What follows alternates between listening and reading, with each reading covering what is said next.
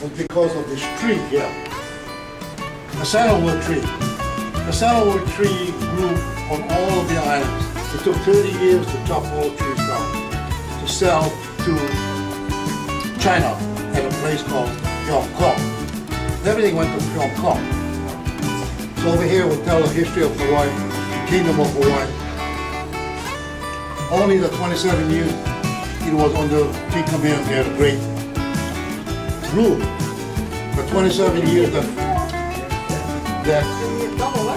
Kamehameha was in power.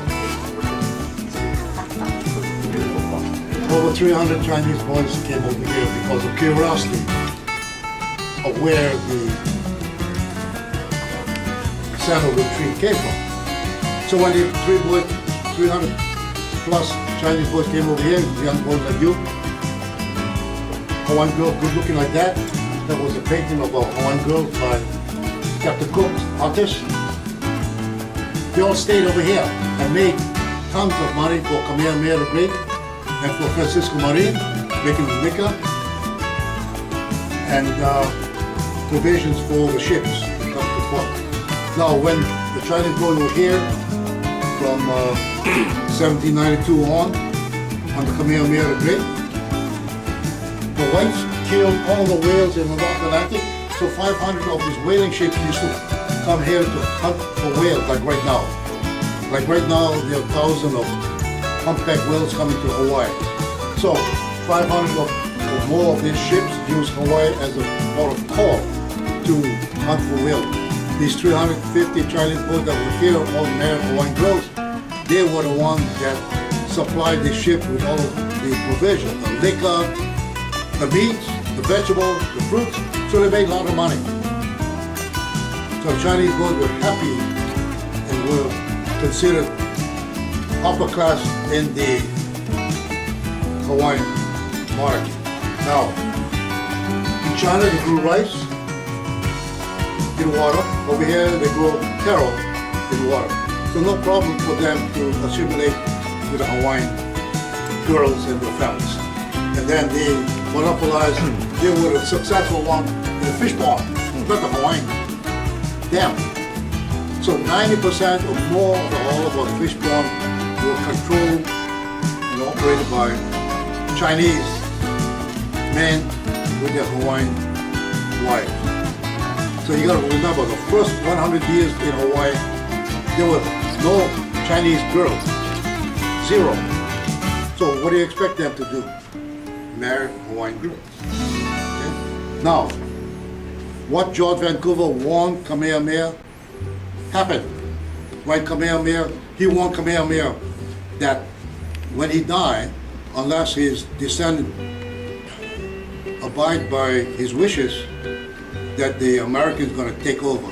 And sure enough, 1819, when Kamehameha the Great died, 1820, American citizen missionaries came over here and took it over. That's how we became part of the United States. Okay? Now, from here on in, this history museum tells everything about how we became part of the United States.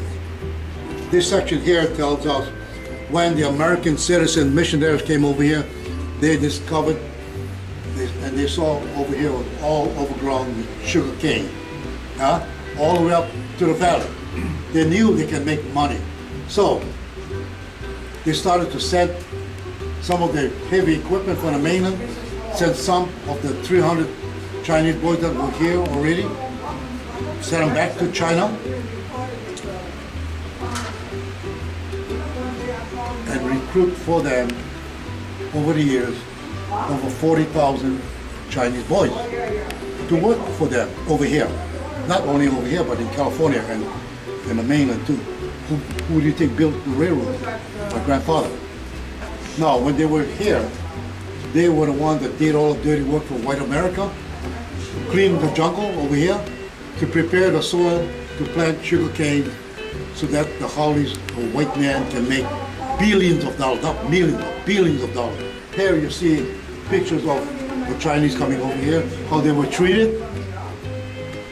Thousands of them, paid $3 a month for 10 hours work a week.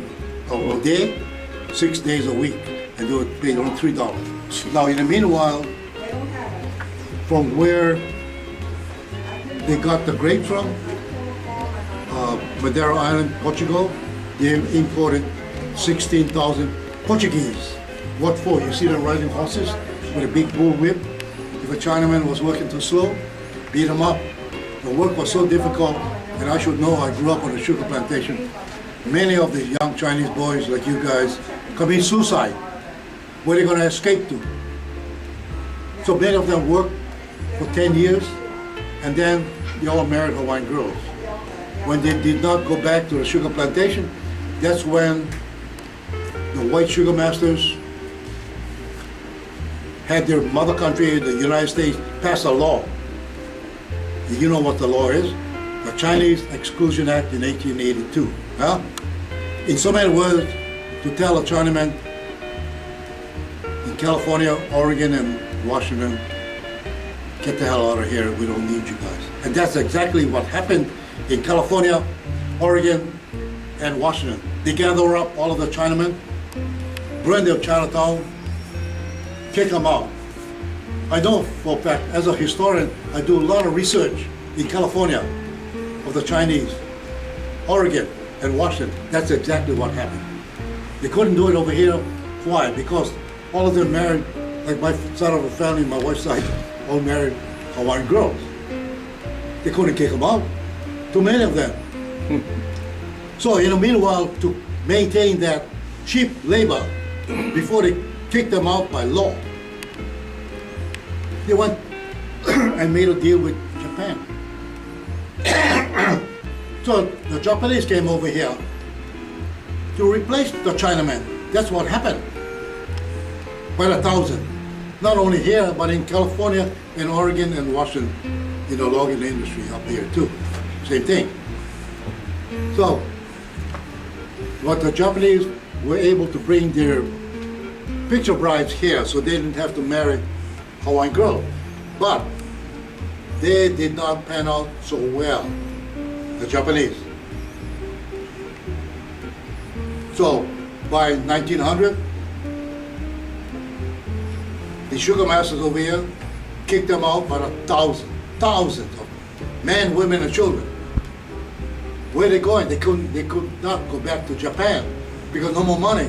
So on this island, thousands of them came right here in our Chinatown and established a Japanese town like over there. Japan town. We had a big Japan town in our Chinatown. Okay? Now to replace the Japanese, huh? Where did the white Americans go? Philippines, because they own the Philippines.